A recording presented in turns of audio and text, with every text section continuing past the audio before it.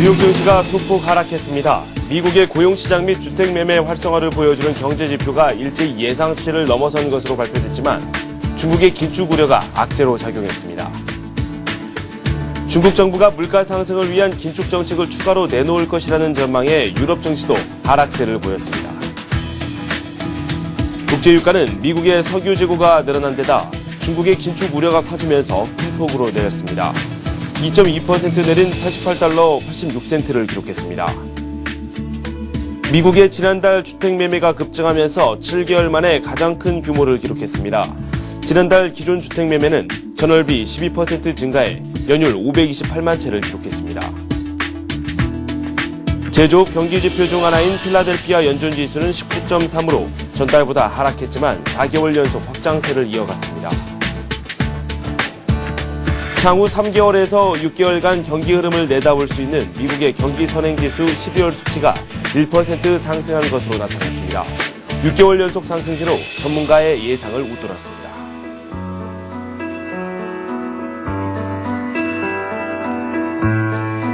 여러분 안녕하십니까? 김종성입니다. 뉴욕 증시 하락했고요. 유럽 증시 역시 부진한 모습이 나왔습니다. 미국에서는 경제 지표가 괜찮게 나왔지만은 중국의 긴축 우려가 크게 압박으로 작용했습니다.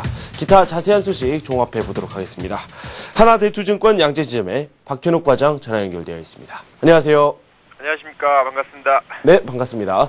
미국 증시 하락장 속으로 마감이 됐습니다. 어떤 일들이 있었는지 종합해 보도록 하죠. 네, 전반적으로 뉴욕 증시는 소폭 약세를 보였습니다. 고용시장, 주택매매 활성화 보여주는 지표는 일제히 예상치를 넘어섰지만 중국의 긴축 우려감을 불식시키기에는 역부족인 모습이었습니다. 지난해 중국이 거둔 급속화 성장이 물가 상승 압력을 가중시켜서 금리를 인상시킬 가능성이 높아졌다, 이런 우려 때문인데요. 이 때문에 국제유가도 지난 4일 이후 가장 큰 폭으로 하락을 했습니다.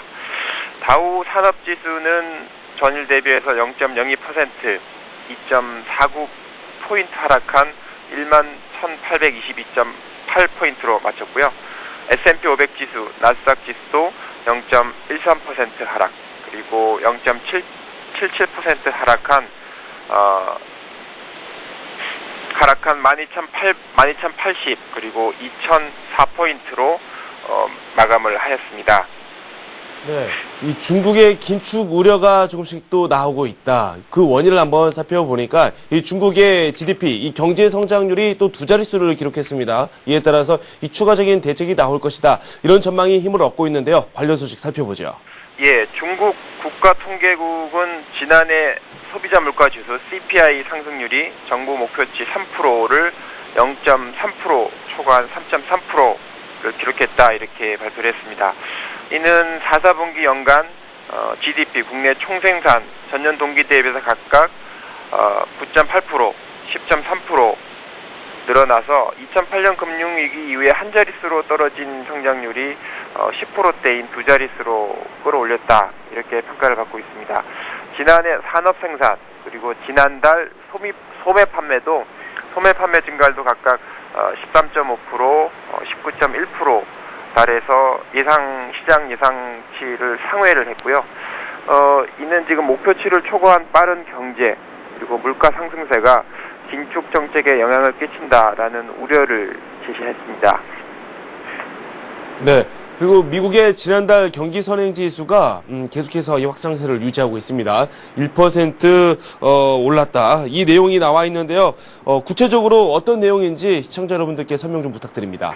예, 경기 선행지수가 미국에서 계속 좋아지고 있습니다. 많은 분들께서 저희 나라 종합주가지수가 2,000포인트를 돌파를 하고서 우려를 하고 있는데, 미국 경기 선행지수 아주 좋습니다. 12월 경기 선행지수가 1% 상승을 했고요. 6개월 연속 상승세를 이어가고 있습니다. 이는 블룸버그 컨센서스 예상치인 0.6%보다 상승한 수치이고요. 경기 선행지수 상승세는 소비자 기대 지수 개선, 그리고 해고 감소, 그리고 주가 상승 등이 가계 소비에 긍정적인 영향을 미쳤기 때문이라는 분석인데요. 물론 경기 선행지수에 종합주가지수의 상승폭도 들어가기 때문에 종합 뉴욕 지수가 상승을 이끈 것이 경기 선행지수의 지속적인 상승을 이끌고 있습니다. 또 아울러 그 페드가 보다 빠른 경기 성장이 큰 고용 확대를 불러올 때까지 6천억 달러 규모의 경기 부양 정책을 유지할 것이라는 것도 경기 선행 지수 개선에 긍정적인 영향을 미치고 있습니다. 네.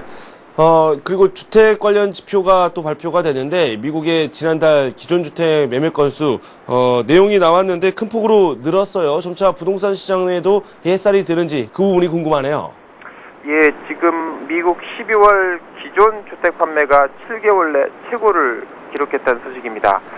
12월 기존 주택 판매는 528만 채로 전월 대비해서 12.3% 올랐고요. 7개월 내 최고였습니다. 예상치는 48만 7채였는데 그 수치를 상회한 거였고요.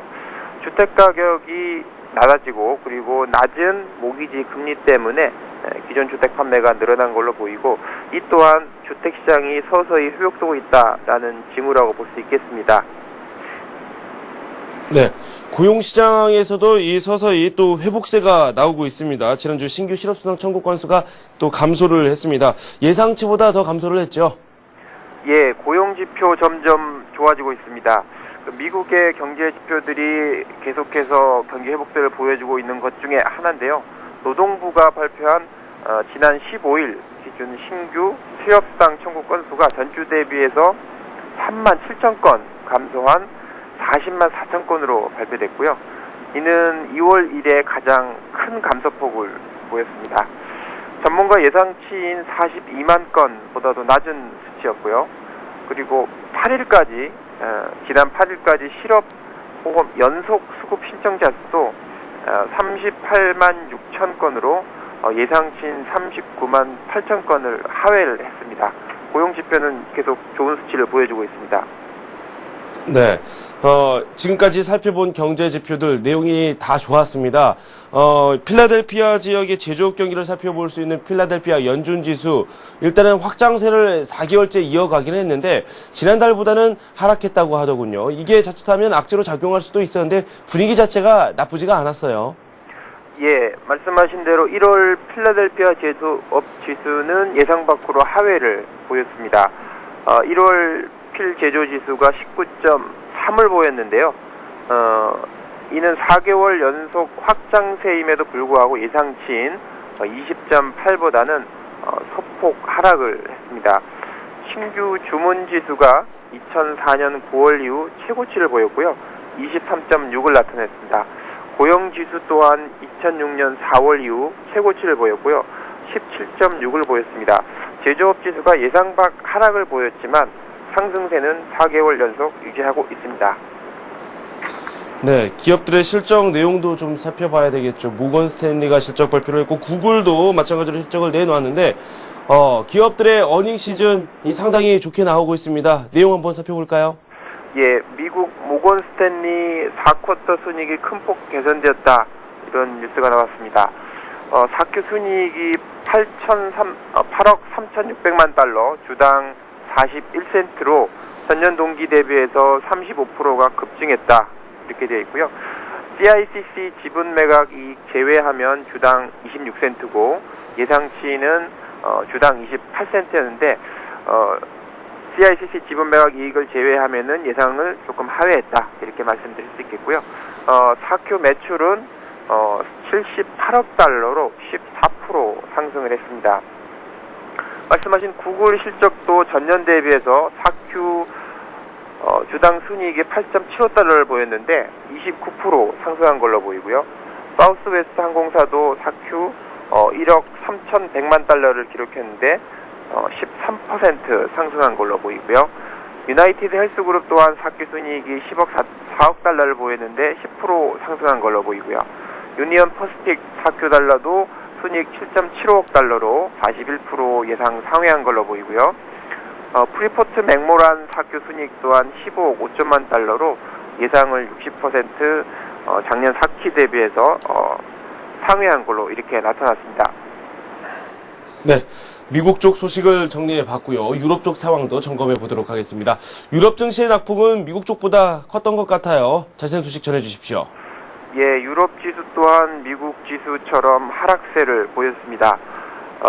전날 1.39% 하락폭을 감안하면 범유럽 스탁 지수는 1.18% 덜 하락을 했지만 지난해 8월 이후로 이틀간 가장 큰 폭으로 약세를 보였습니다. 영국 FTSE FTSE 100 지수는 5,867.91로 108.79포인트, 1.82% 하락했고요. 독일 닥스 지수는 58.49포인트, 0.83% 하락했고요. 7,024.27로 마감했습니다. 프랑스 CAC 40 지수도 11.87포인트, 0.3% 하락한 3,964.84에 장을 마쳤습니다. 중국 긴축 때문에 독일이 급격한 수출 감소를 겪게 될 것이다 라는 우려가 제기됐었고요. 중국 수요 감소에 따라서 자동차들이 약세를 보였다고 합니다. 이탈리아 피아트는 3.74% 하락하였고 독일 폭스바겐은 2.54% 하락, 리오틴토 그리고 프레스닐로 등 광산업체들도 중국발 긴축 때문에 약세를 보였다고 합니다. 그리고 저희 나라는 대한항공 상승했는데 어제 그제 연료값 상승으로 항공주 에어프랑스 4% 하락했고요. 브리티시 에어웨이 1.73% 하락했다는 소식입니다. 네. 국제유가 비롯해서 상품시장 이야기도 한번 해보도록 하죠. 국제유가가 많이 하락했습니다. 2% 넘게 밀렸는데요. 관련 소식 살펴볼까요? 예, 유가는 중국 긴축 우려 때문에 WTI가 88.86달러를 기록했습니다. 금값 또한 중국 긴축 우려에 2개월 내 최저를 기록했고요. 온스당 1346.5달러를 기록했습니다. 유로는 0.0008달러를 하락했고요. 1유로당 1.3465달러를 기록했습니다. 달러는 강세를 보였고요. 달러 인덱스는 78.84를 기록했습니다. 네, 오늘 나오는 기업들의 실적 내용도 한번 살펴보도록 하죠. 어떤 기업들이 실적 발표를 대기하고 있습니까? 예, 지금 주요 기업들은 4개 기업 정도인데 지금 BB&T 코프만 예상치가 이전치보다는 소폭 하락을 한 걸로 보이고요. 나머지 BOA, 제너럴 일렉트로닉스, 그 다음에 선트러스트 뱅크 정도는 예상치를 상회하고 있습니다. 특히 BOA는 이전치가 마이너스 0.6달러였는데 0.15달러로 크게 예상치가 높게 나오고 있습니다. 네, 다음 주 주요 일정 한번 살펴보도록 할까요? 경제지표가 상당히 많네요. 예, 지금 다음 주 1월 25일 화요일은 11월 주택가격 지수, 그리고 11월 S&P 케이스 실러 주택가격 지수, 그리고 1월 소비자 기대지수, 1월 리치몬드 연방 제조업 지수, 그리고 ABC 소비자 기대지수가 예정되어 있습니다. 1월 26일 수요일은 12월 신규주택 매매, 그리고 또 중요한 FOMC 금리 결정이 예상되어 있습니다. NBA 주택융자 신청 지수도 예정이 되어 있고요. 1월 27일 목요일에는 12월 시카고 연방 국가활동지수, 그리고 내구재 주문은 소폭 1.3% 정도 컨센서스는 하회하는 걸로 이렇게 나와 있고요. 12월 미결 주택 매매, 그리고 신규 수업당 청구 건수가 예정되어 있습니다. 1월 28일 금요일에는 4분기 GDP, 그리고 1월 미시간대 소비심리 평가지수가 예정되어 있습니다. 네, 지금까지 하나대투증권 양재지점의 박현욱 과장과 함께 글로벌 증시 현황에 대해서 살펴봤습니다. 고맙습니다. 예, 감사합니다. 좋은 하루 되세요. 네.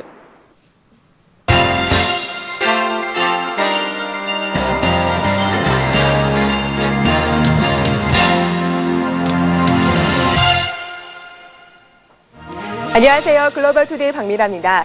오늘도 보다 발빠르고 생동감 넘치는 지구촌 소식들 전해드리겠습니다. 1월 21일 AP통신 주요 소식부터 출발합니다.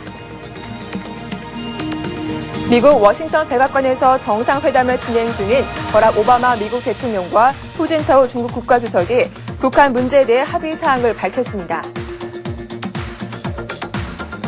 버락 오바마 미국 대통령과 후진타오 중국 국가주석은 향후 북한의 추가 도발이 없어야 한다는 점을 분명히 하고 한반도의 완전한 비핵화를 위해 공동 노력한다는 데 합의했습니다.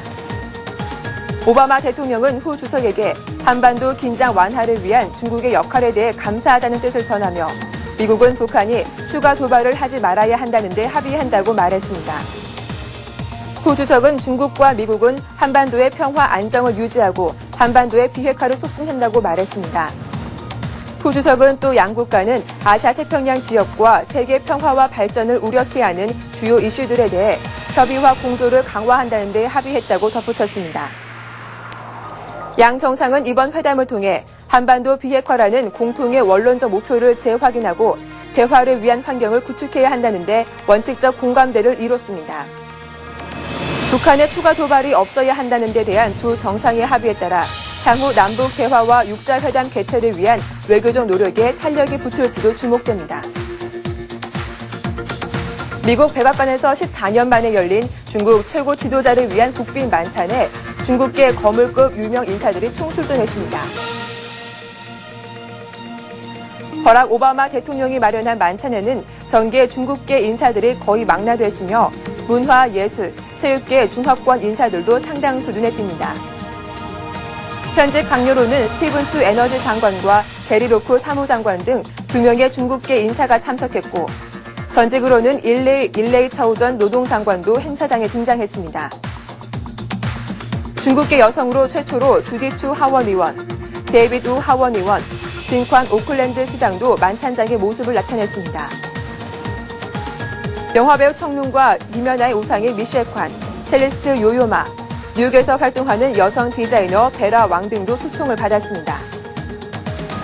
중국계 여성 사업가 웬디 덩 머독과 중국계 작가이자 인권 운동가인 베티 바오로드 등도 초청자 명단에 이름이 올라왔습니다.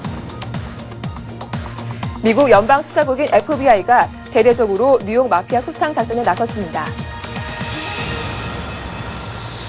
FBI는 뉴욕의 마피아 조직원 100여 명을 살인, 방화, 갈취, 마약 거래 등의 혐의로 체포했습니다.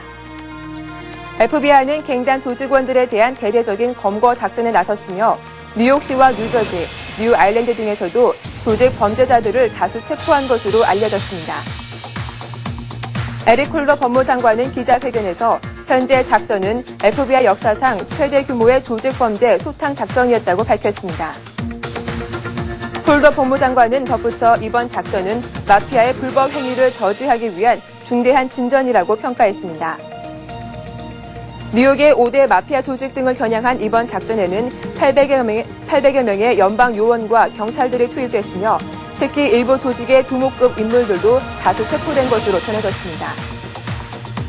레이먼드 켈리 뉴욕 경찰국장은 체포된 조직원들에 대한 기소 방침을 밝혔습니다. 10대 여성과의 성매매 혐의를 받고 있는 이탈리아 총리에 대한 의혹이 일파만파 커지고 있습니다.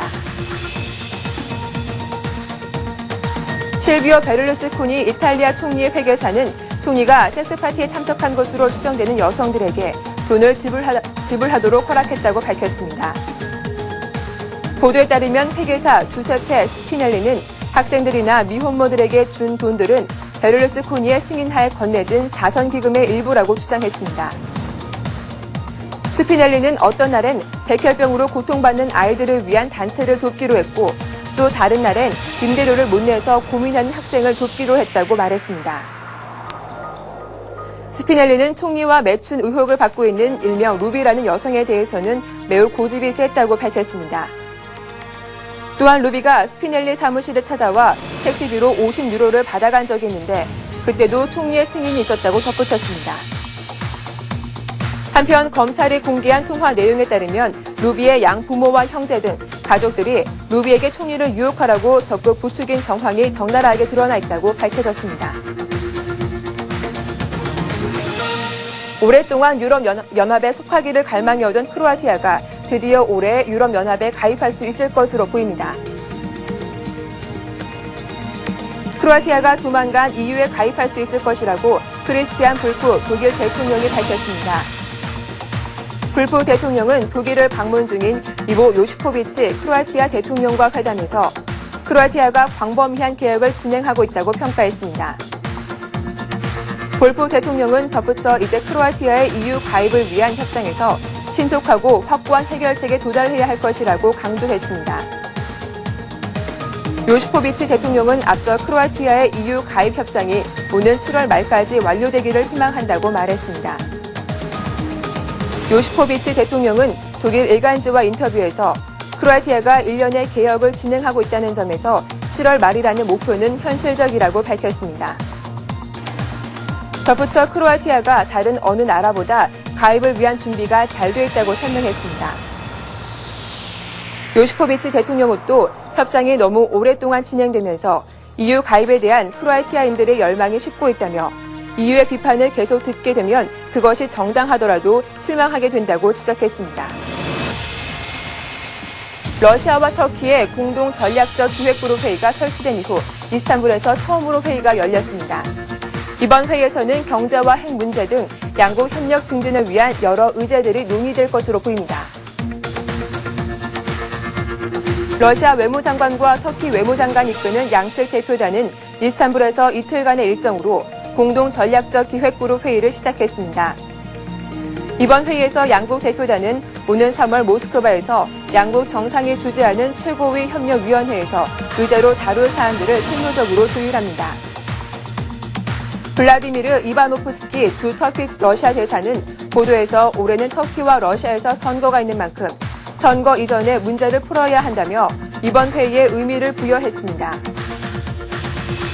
지난해 양국 정상은 전략적 협력 관계 근간으로 정부 간 협력 체계인 최고위 협력회의를 갖기로 합의하고 이를 위한 실무적 논의의 장으로 공동 전략적 기획그룹을 가동하기로 했습니다.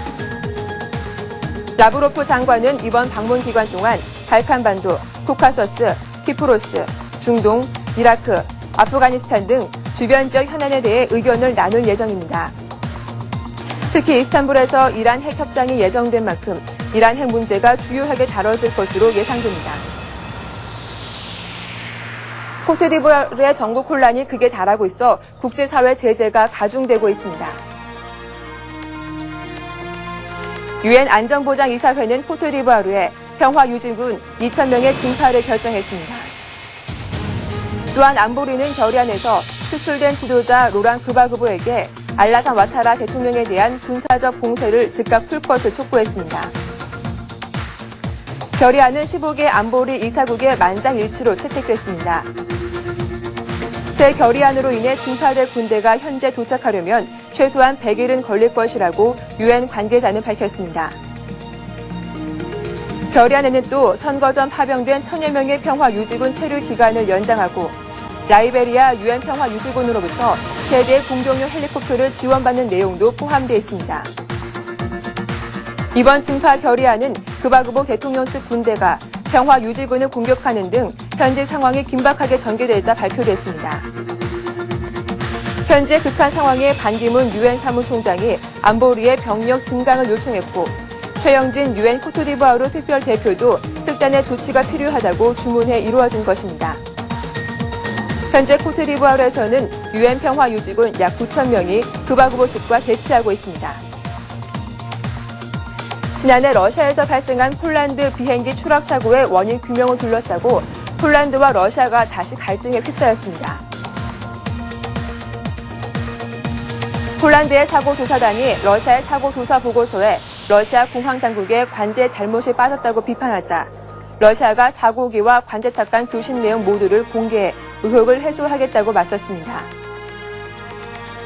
폴란드 사고조사단은 기자회견에 러시아 공항 관제사들과 사고기간 녹음 테이프를 공개하면서 관제사들이 사고기를 잘못 안내했다고 주장했습니다. 당시 상륙을 수분 남겨둔 시점에서 사고기는 원래 고도보다 130m 정도 높이 비행하고 있었습니다. 그러나 러시아 공항 관제사들은 사고기의 고도를 조정하라고 경고를 보내기보다는 적정 고도를 움직이고 있다고 통지했다는 것입니다. 조사단은 일주일 전 러시아가 발표한 최종 사고 조사 보고서에 이 같은 내용이 포함되지 않은 이유를 이해하기 어렵다고 덧붙였습니다. 폴란드 조사단의 기자회견 소식을 접한 러시아는 사고기와 관제탑 간 교신 내용 모두를 공개하겠다며 즉각 대응에 나섰습니다.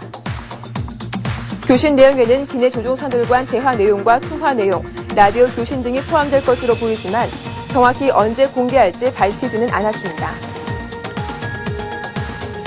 독재 정권이 붕괴된 튀니지에서 집권 여당 해체를 촉구하는 시위가 연일 계속되고 있습니다. 차츰 안정될 것이란 예상과는 달리 시위가 격하게 진행되고 있는 양상입니다. 수도 튀니스 시민 1000여 명은 입헌민주연합 당사 앞에서 입헌민주연합 해체를 촉구하는 시위를 벌였습니다. 이날 시위에서 시민들은 진에 아비딘의 벤 알리 전 대통령과 함께 수십 년간 정권을 장악해온 입헌민주연합의 해체를 촉구했습니다. 시민들은 새로 출범한 여야 통합 과도 정부의 입헌민주연합 소속 인사들이 주요 부처 장관에 그대로 유임되자 연일 시위를 이어가고 있습니다. 시위가 격화될 조짐을 보이자 경찰은 공중에 10여 발의 공포탄을 발사하며 시위대를 강제 해산했습니다. 튀니지의 다른 지역에서도 수천 명이 참여한 가운데 반정부 시위가 열렸습니다. 입헌민주연합은 시민들의 시위가 연일 계속되자 소속 장관들로 구성된 중앙위원회를 해체하겠다고 밝히는 등 사태 수습에 안간힘을 쓰고 있습니다.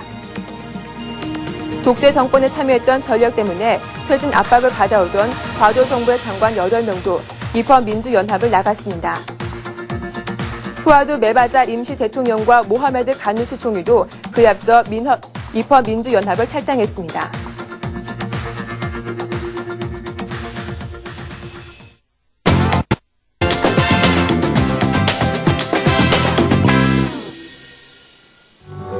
페이스북의 설립자 마크 주커버그를 긴장하게 할 소년이 등장했습니다. 미국의 14살 소년이 바로 그 주인공인데요. 이 소년이 만든 어플리케이션이 2주 만에 다운로드 순위 1위를 차지해 화제가 되고 있습니다. 주인공은 미국 유타주에 사는 로버트 네이. 이 소년은 전문가의 도움 없이 버블볼 어플을 홀로 제작해 앱스토어에 내놨습니다.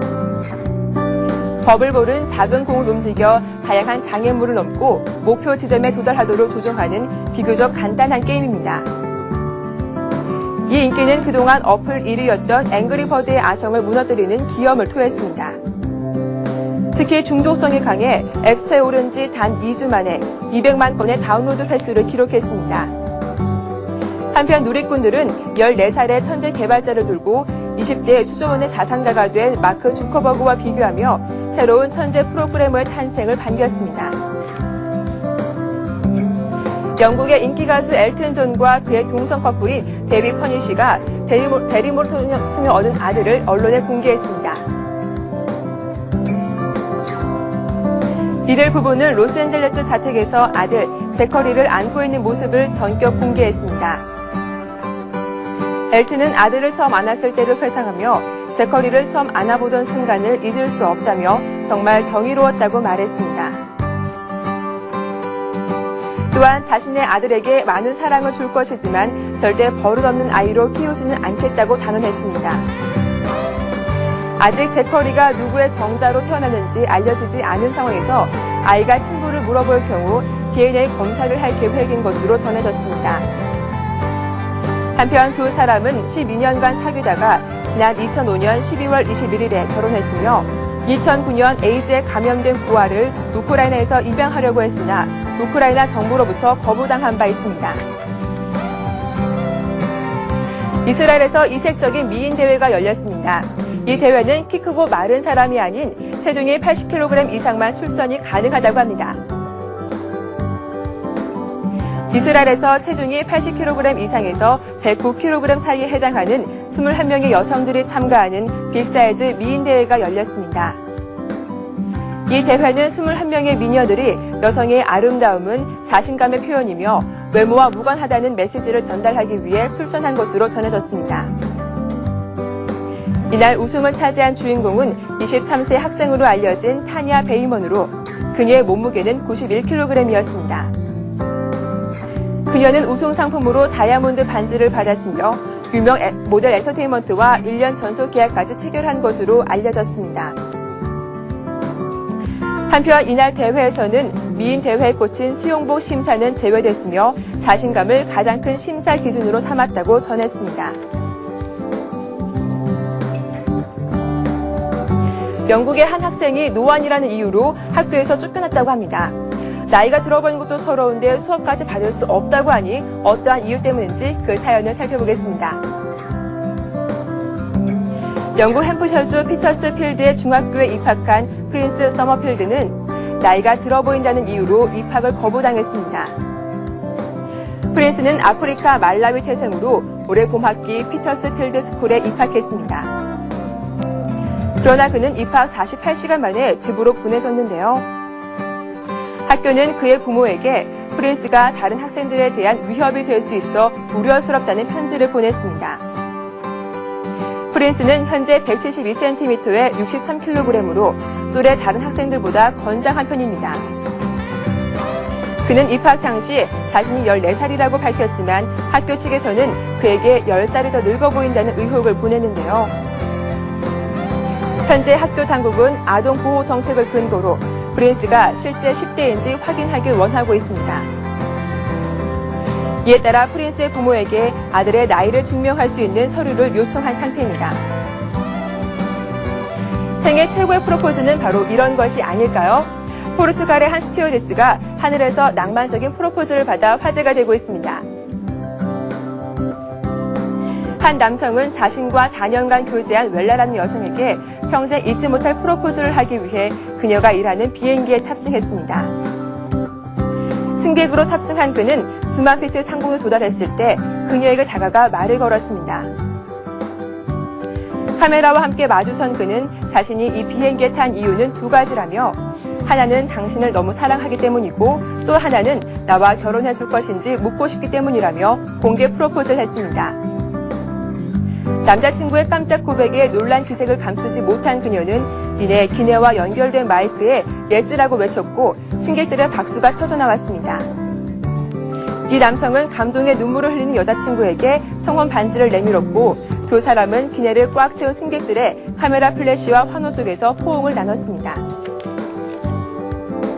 운동을 하고 싶지만 기구가 없다는 이유로 아이를 아령 삼아 운동에 나선 아버지의 영상이 유튜브에 공개돼 화제가 되고 있습니다. 더 키드 워크아웃이란 제목의 이 영상에는 운동을 하고 싶다. 하지만 운동기구가 없다라는 문구가 등장합니다.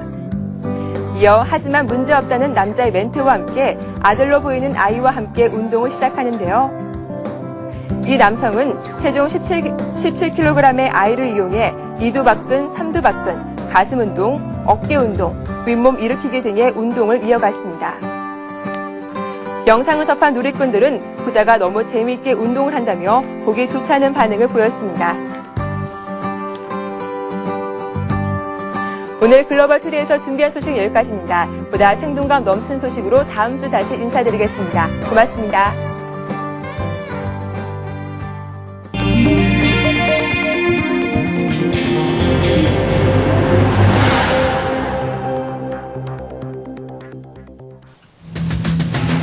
조달청의 원자재 비축이 주먹구구라고 지적하는 목소리가 높아지고 있습니다. 매입 타이밍을 잘못 맞춰서 정작 요즘처럼 원자재 가격이 비싸져 수요가 많을 때 제대로 방출하지 못하고 있습니다. 버락 오바마 미국 대통령과 후진타오 중국 국가주석은 미중 정상회담을 열고 한반도 비핵화를 위한 육자회담 재개를 위해 필요한 조치를 취해 나가기로 합의했습니다. 위안화 절상과 인권 문제 등 핵심 이슈에서는 평행선을 달렸습니다. 주택담보대출의 기준이 되는 양도성 예금증서 금리가 2년 만에 3% 선을 돌파했습니다. 이에 따라 시중은행들은 CD와 연동한 대출 금리를 0.01에서 0.02%포인트 일제히 올리기로 했습니다. 신세계가 사업별 전문성을 높이고 수익성을 극대화하기 위해 현재 신세계 백화점과 대형 할인점인 이마트 부문을 인적 분할을 통해 분리할 계획이라고 밝혔습니다. 파이낸셜 타임스에 따르면 애플은 중국의 36개 환경 관련 단체들이 29개 다국적 첨단 기술 기업을 대상으로 실시한 환경평가에서 최하위를 기록했습니다.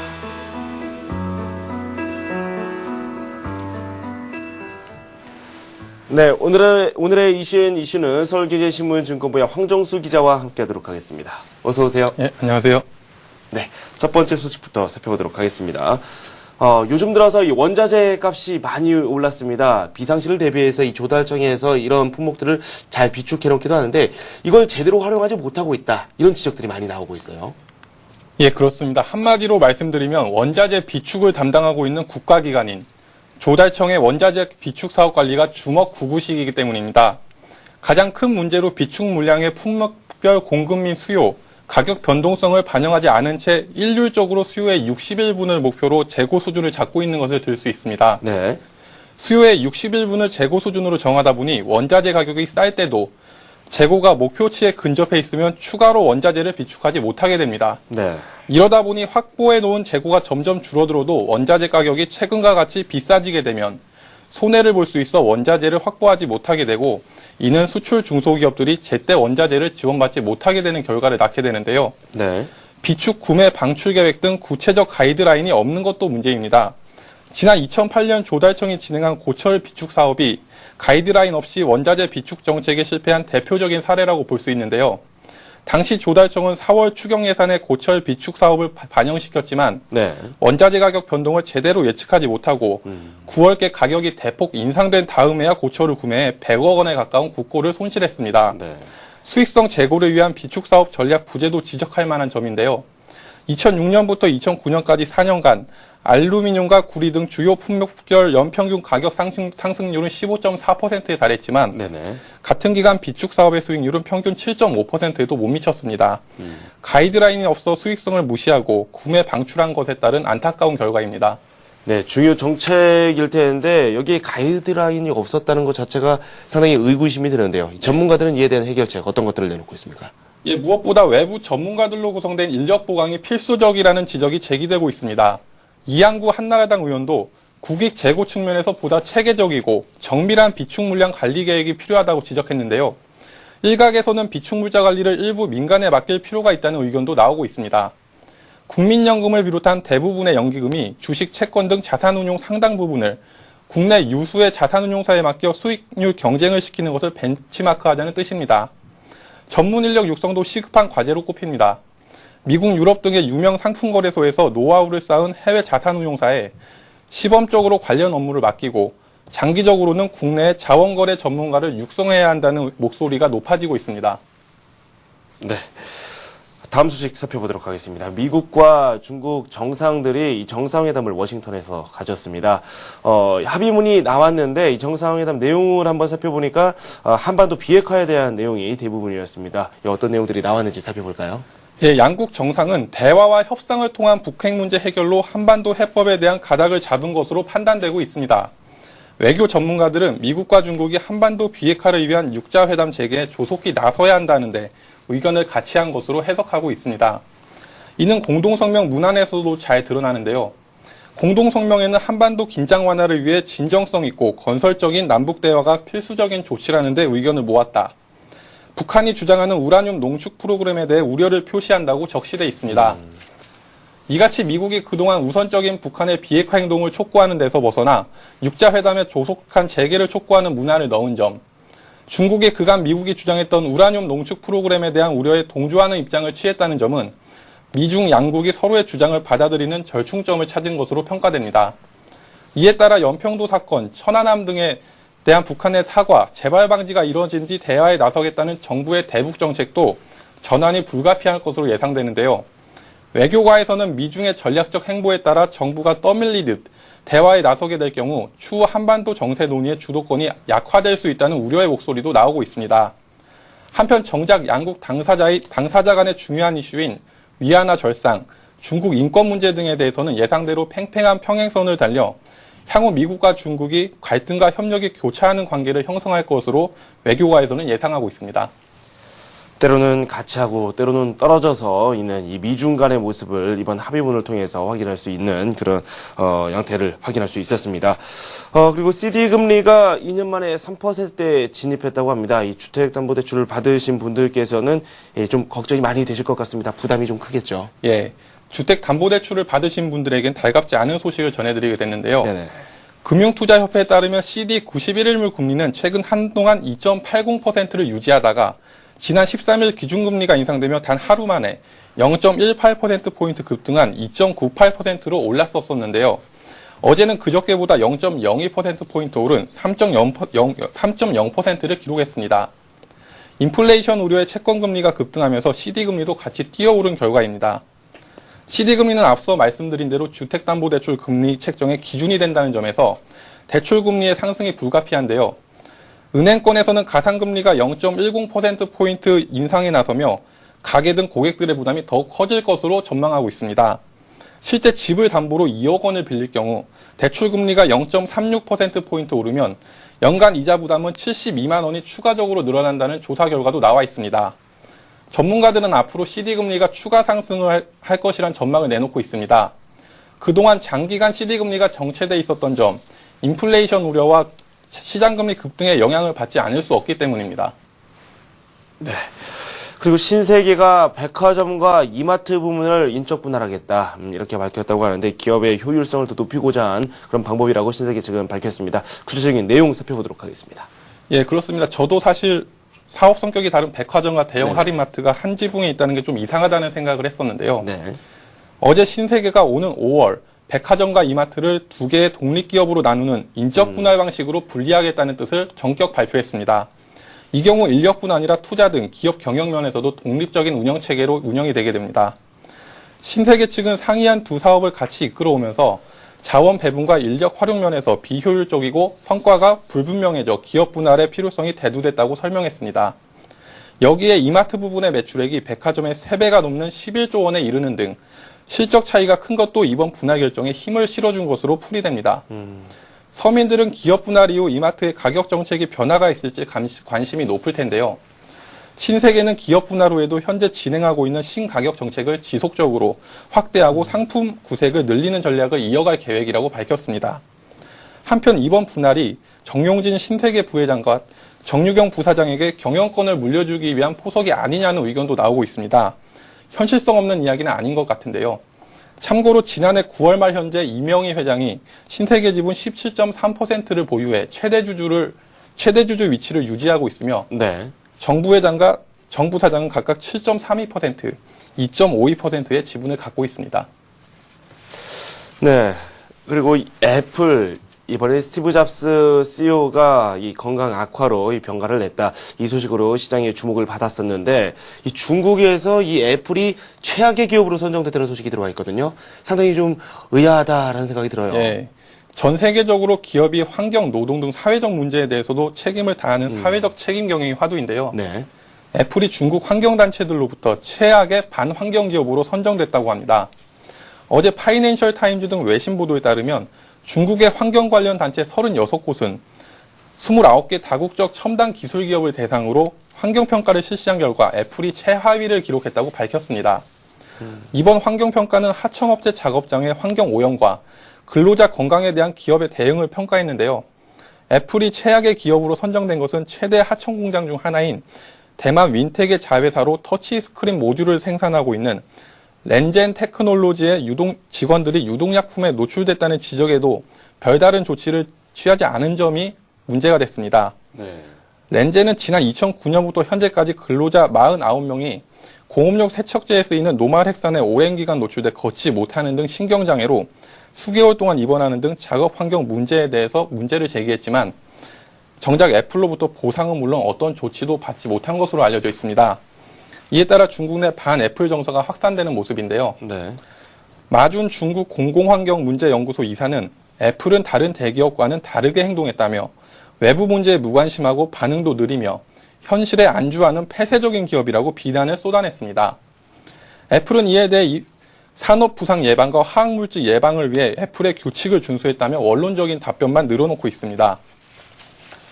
다행히 삼성전자는 긍정적인 평가를 받았고 휴레패커드, 브리티시텔레콤, 알카텔 루슨트, 보다폰, 도시바 등은 긍정적인 평가를 받았다고 합니다. 네. 반면 국내 기업인 LG전자를 비롯해 노키아, 소니 에릭슨 등은 환경 문제를 해결하려는 행동을 보이지 않았다는 비난을 받고 있습니다. 네. 가뜩이나 최근 국내 대기업들의 중국 진출이 붐을 이루고 있는데요. 다른 나라에서 사업을 한다는 이유로 해당 국가의 환경이나 노동에 대한 사회적 책임을 등한시하면 기업 이미지 악화를 초래할 뿐이라는 것을 시사하는 대목입니다. 그렇습니다. 이 기업 문화가 어느 때보다 더 중요한 시점이지 않나라는 생각이 듭니다. 기업에 대한 인식도 달라질 수 있으므로 이번 지적 꼭 마음속에 담아둬야 될 것 같습니다. 지금까지 서울경제신문 황정수 기자와 함께했습니다. 고맙습니다. 네, 감사합니다. 네. 굿모닝 센정시 저희가 준비한 소식은 여기까지입니다. 저는 출발 센정시에서 우리 시장 출발 사항과 함께 주요 전략을 세워드리도록 하겠습니다. 그리고 지난 17일부터 저희 서울경제TV가 전문가 방송을 공식 출범시켰습니다.